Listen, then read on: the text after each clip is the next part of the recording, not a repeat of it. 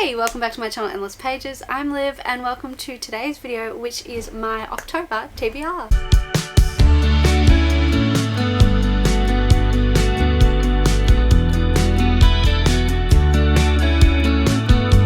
Hello, happy spooky season to those who celebrate, and welcome to my October TBR. So, I have some rough plans for October. It is the spooky season, so obviously I plan on reading some spooky reads. Obviously I'm Australian, so it is not fall, but I still want to read spooky reads and get involved in the spooky season, even though it is spring going into summer here in Australia. Also, quickly, I'm going to say this in all of my videos over the next couple of weeks, but I apologize if you can hear construction noise. The house next door is getting knocked down, rebuilt, and it's going to be going on for weeks, so I can't wait it out. So apologies if the microphone is picking that up. If you can't hear anything, don't worry about it. So October. So I'm planning on participating in one readathon in October, and that is the TBR Harvest readathon by Leandra, the TBR Zero. So Leandra, I participated in one of her readathons earlier this year and really enjoyed it, and she put so much effort into her readathons, it's crazy. So when I saw that it was happening again for October, I had to participate. And what she does is she does like different board options. So I have gone with her awesome bingo board. So this is the TBR Harvest bingo board. And how this readathon board is going to work is that's literally going to play like a game of actual bingo. So there's going to be like 4 or 5, I can't remember exactly, 4 or 5 drops of prompts, and you just have to keep waiting until your number comes up, literally like a bingo board. So there's no guarantee that you're going to get a prompt when the prompts drop. So there's about 10 boards you can pick from, and I got Siri to pick me a number between 1 and 10. So I'm going to be doing board 2. Hopefully that is a good lucky number. So that actually has been the first drop of the first lot of prompts. I have looked and there are some prompts available for me. Some of my numbers have popped up, but I didn't read the prompts because I didn't want to pre-plan, to be honest. I just kind of want to start and play like an actual bingo board and not pre-plan and not pre-think about what I'm going to read for those prompts. I don't know why. I'm probably going to regret that later, but I thought it would be more fun not to look at the prompts yet until the 1st of October. So I can't tell you a TBR for this, but I hopefully will be filming a reading vlog for this. No guarantee, knowing me and how many vlogs never see the light of day.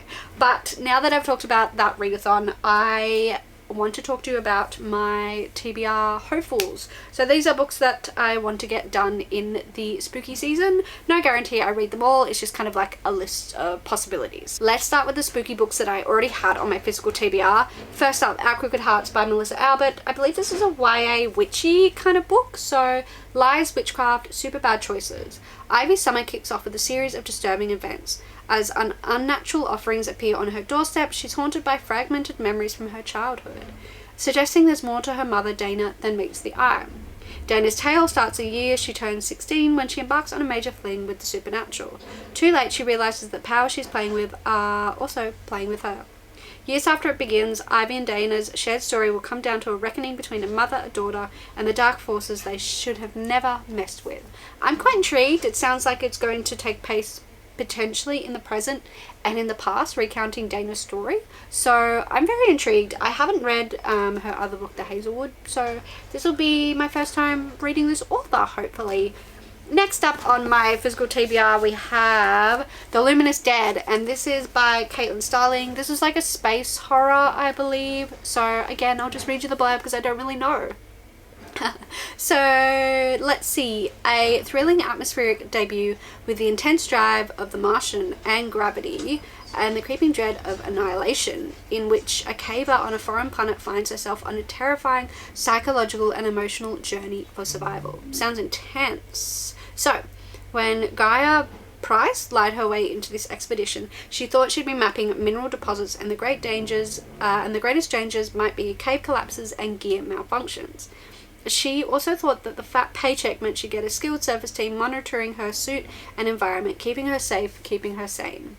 Instead, she got M, M sees nothing wrong with controlling Guy's body with drugs. Oh shit, this took a turn really quickly. Or withholding critical information to ensure the smooth operation of her expedition. I lost my place where I was reading. Oh my god. M knows all about Gear's falsified credentials and has no qualms using them as a leash and a lash. And M has secrets too. Ooh. As Guy descends, mounting inconsistencies, missing supplies, and unexpected changes in the route, and worst of all, shifts in M's motivations, weigh on her more than the rocks overhead. Lost and disorientated, she finds her sense of control giving way to paranoia and anger. On her own, in this mysterious, deadly place, surrounded by darkness and the unknown, she must overcome more than the dangerous terrain and the tunneler that calls the underground its home if she wants to make it out alive.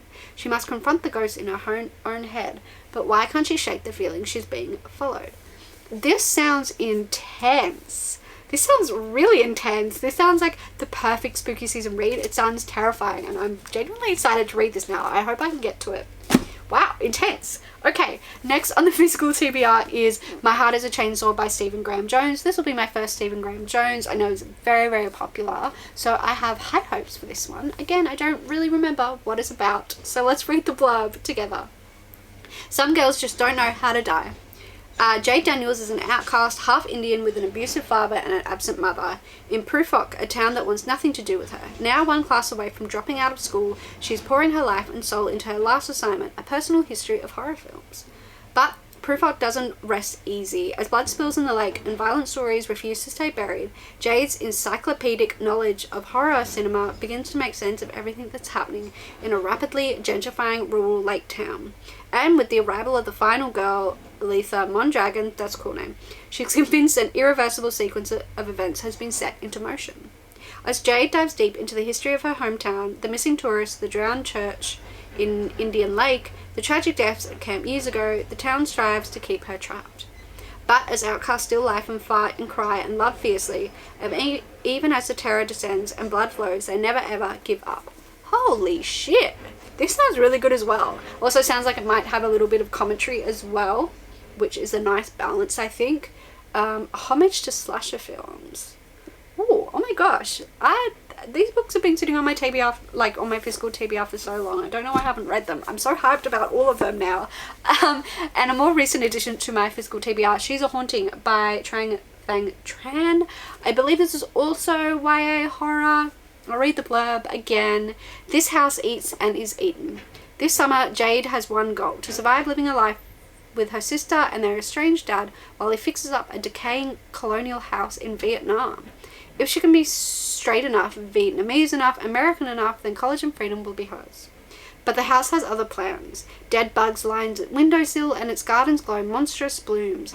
Then the ghost of the beautiful bride gives Jane a cryptic warning: don't eat. With the help of a rebellious local girl, Florence, Jane is determined to prove is determined to prove the house is haunted and that it won't rest until it consumes her and her family completely. This is giving, like, not that I've ever read anything from them, TK Kingfisher vibes, if I said that author's name right. Also sounds like it might be a little bit queer and romance in it, so yeah. Those are the ones off my physical TBR. Let's get on to the other books I want to get to in October. I'm just going to quickly mention the next one because I don't think I need to tell you the blurb of this one, and that is Frankenstein by Mary Shelley. I can't believe that I still haven't read this book ever. The mother, the creator of science fiction.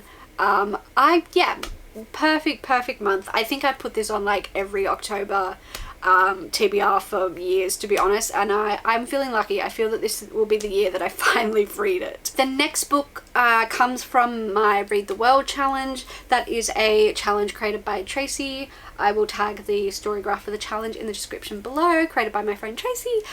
This is a challenge to expand and diversify your reading, so read 2 books from 2 books per continent, I'm trying to say. So one of the books on my TBR for the Read the World is Our Share of Night by Mariana Enriquez. This is a horror book, and I think it's about a father and son. That's all I can remember. So, a woman's mysterious death puts her husband and son on a collision course with her demonic family. A young father and son set out on a road trip, devastated by the death of the wife and mother they both loved. United in grief, the pair travel to her ancestral home, where they must confront the terrifying legacy she has bequeathed, a family called the Order that commits unspeakable acts in search of immortality. For Gaspar the son, the maniacal cult is his destiny. As the Order tries to pull him into their evil, he and his father take flight, attempting to outrun a powerful clan that will do anything to ensure its own survival. But how far will Gaspar's father go to protect his child?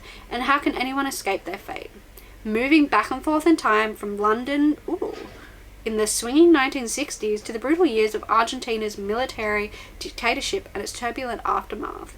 Our Share of Night is a novel like no other. A family story, a ghost story, a story of the occult. Yes, cults. And the supernatural. A book about the complexities of love and longing with queer subplots. Oh, I didn't realize that. Oh yeah, and themes. This is a masterwork of one of Latin America's most original novelists. Ooh, I'm so excited. I think this is also like a little bit, oh yeah, it is queer fantasy, historical fiction, horror, thriller. So I'm out of all of the books on the TBR, to be honest, this is the one that I hope to get to the most because it sounds awesome.